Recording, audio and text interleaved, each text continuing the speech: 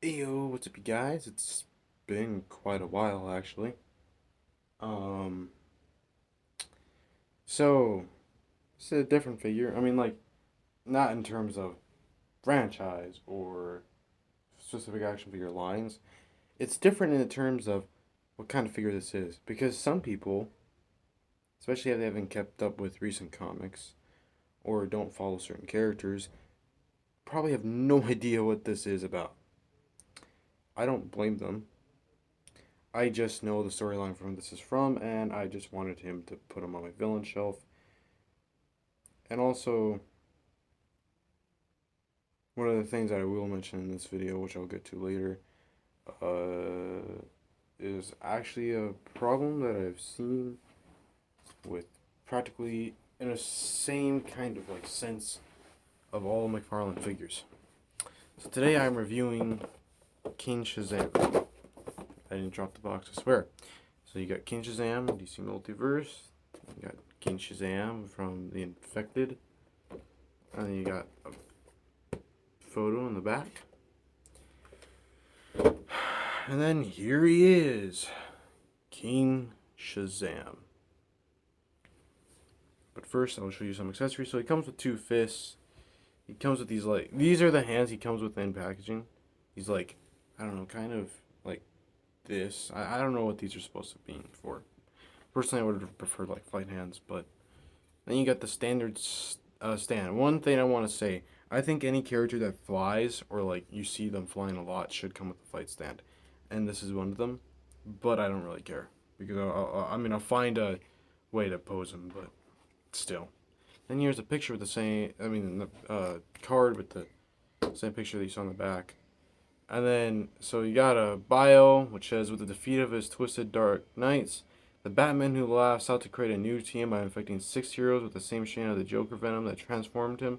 Among those for his evil army was Billy Batson, the wielder of the power of Shazam. After infection, Shazam donned the name King Shazam and was tasked with infecting Superman and bringing him to their side. So yeah, basically that is kind of what happened. One of the Robins that Batman Who Laughs had turned out to be Billy Batson. Um, and this was shown in not a Dark Knight's Metal overall storyline.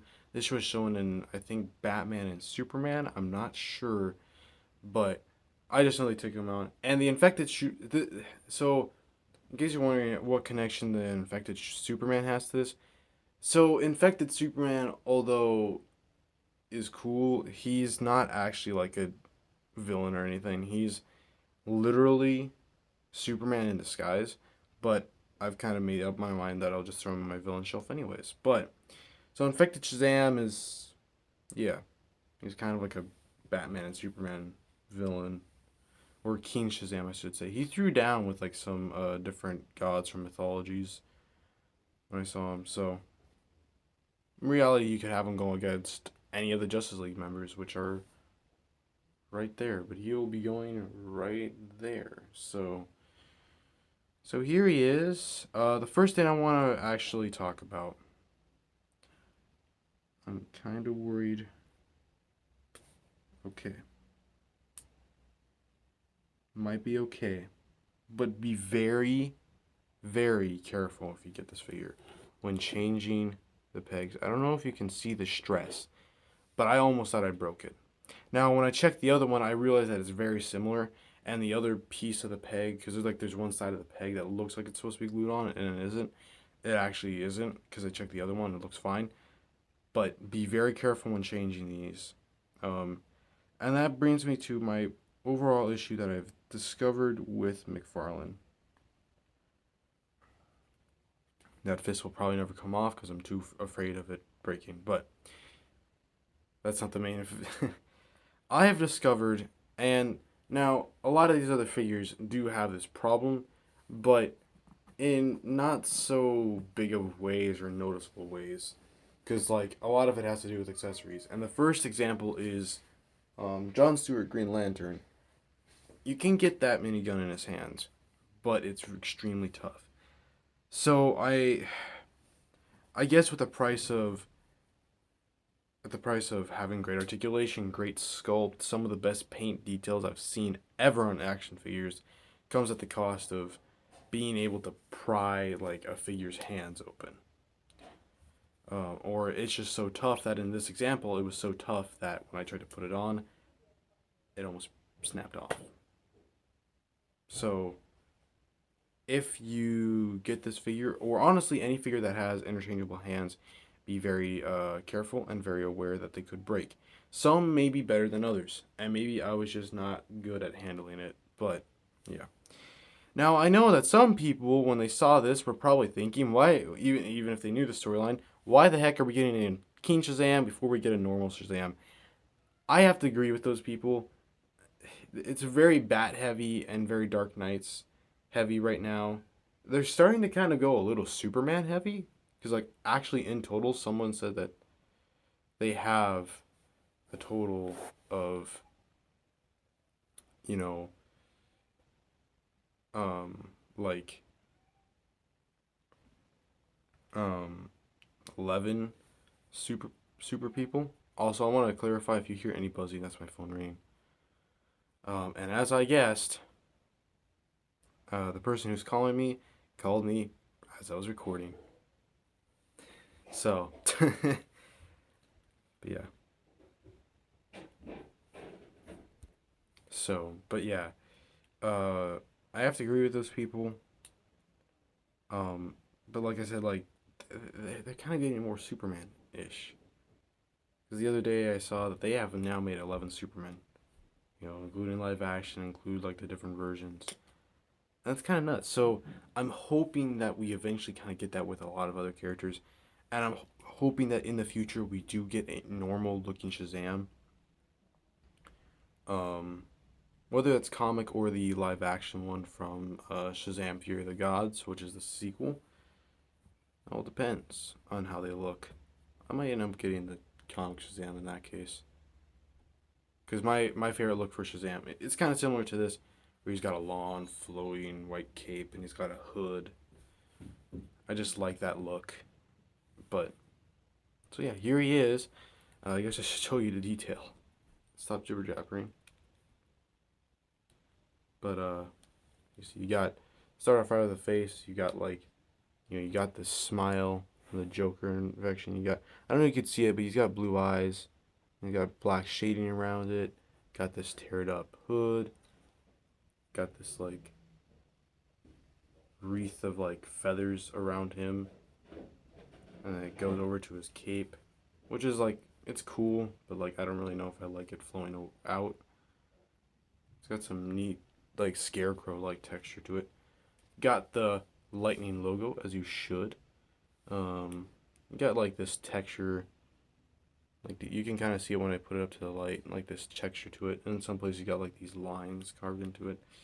You got this like tattered satchel, some gold. You got some spikes that are painted, even up here, and spikes are also painted on here, on the fists.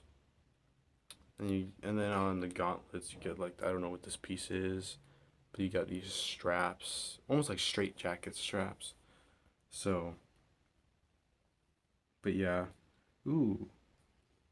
So, but yeah, that's Oh, and even like you see the strap coming around from this piece here, so that's kind of neat. So, yeah, um, time to show off the articulation. So his head can not really move up at all, I guess. Can look down that far. Can look side to side. He's got great tilt. He's got like kind of a butterfly joint, but it's very tight. The shoulder can go out. He's got a bicep swivel, double jointed elbows. His wrist has a hinge and a swivel. Is this the broken one? And depending on how you have the ball joint, you can go in and out or up and down. He's got kind of a diaphragm joint, so he can arch back that far, arch forward that far, and it can tilt side to, oh, it kind of can. It can twist, but then this bottom piece here kind of tilts too. And then his leg kicks out, I guess that far. Kicks back that far. Kind of got a thigh rotation in there. We got double jointed knees. Double jointed knees are kind of ugly looking.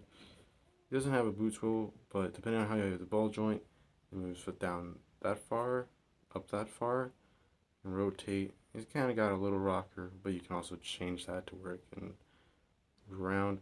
And he's got toe articulation. So, I guess to have him next to, not that you'll actually see him, I guess, on comparable ground or even ground.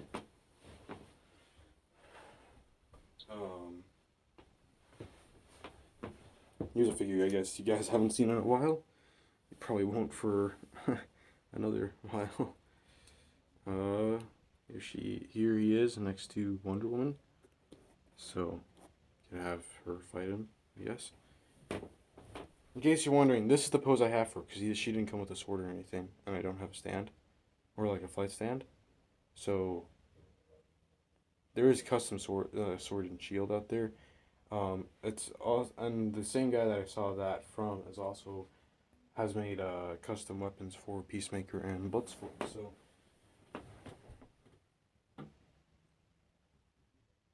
So yeah, like basically all my Justice League figures look pretty badass, and then she's just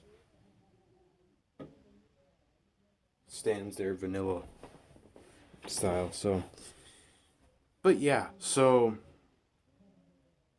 that's King Shazam for you.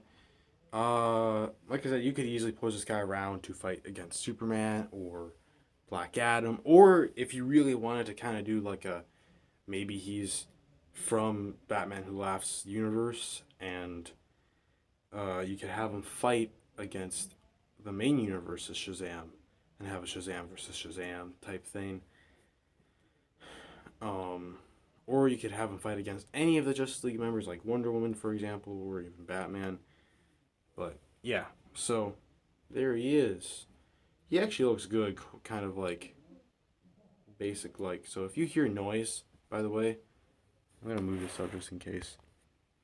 It's my neighbors. I don't have very thick walls in this apartment, so. But yeah, so I shall see you in the next one, and hopefully one of the next figures you'll see me review is the Rebirth Superman, because that figure looks amazing.